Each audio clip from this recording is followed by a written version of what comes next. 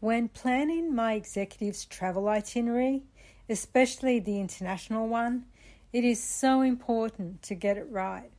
I certainly don't want my executive to miss a flight, get stranded at an airport somewhere because I didn't organise a visa or transportation, record the wrong times for the meetings that my executive needs to attend because I didn't check time zones.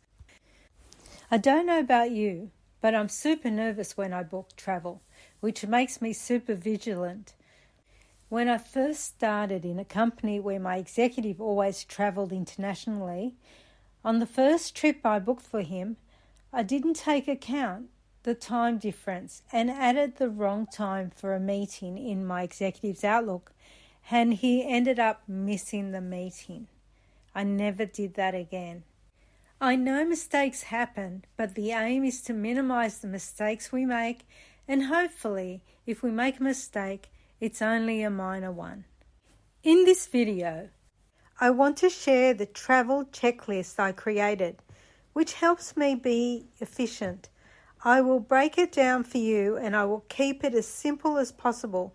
You can pause the video to have a better look. There is no one size fits all. You can change this to suit your needs. At the time of making this video, I made 2 other checklist videos. I will leave a link for the checklist playlist in the description box. If you have already subscribed to my channel, thank you so much. I really appreciate you. If you haven't, please consider subscribing, liking and sharing my videos. Okay, now let's get started. So say, at my catch-up with my executive, he tells me where he needs to travel to, the dates and the times he wants to leave. I write it all down in the first part of my checklist. If you work for more than one executive, you can add their name at the top. My boss tells me he wants to fly from Sydney to Melbourne, then to Perth, then to Darwin, and then back to Sydney. I have also written the dates and times he would like to fly out.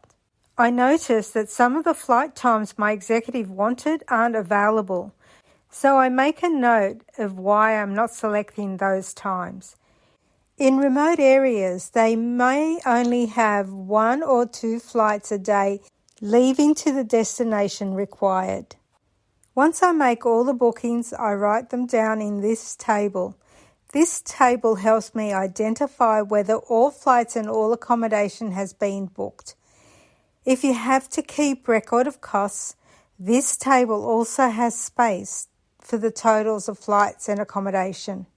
Now, the second part of this checklist assists me in what I need to do if my executive is flying overseas.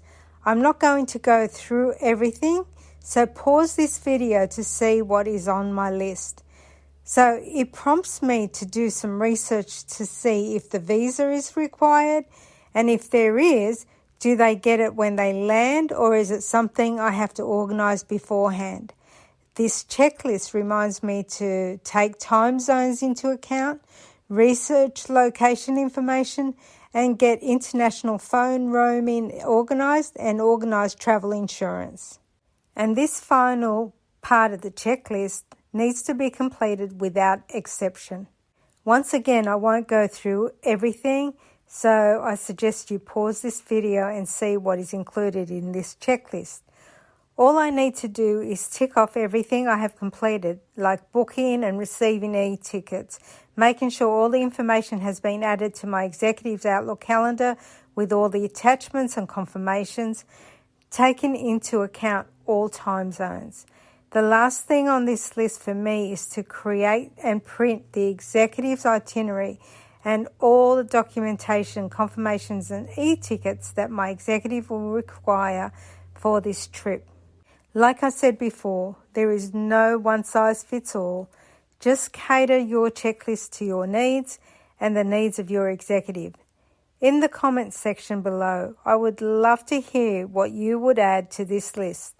Thanks for watching and please subscribe and like.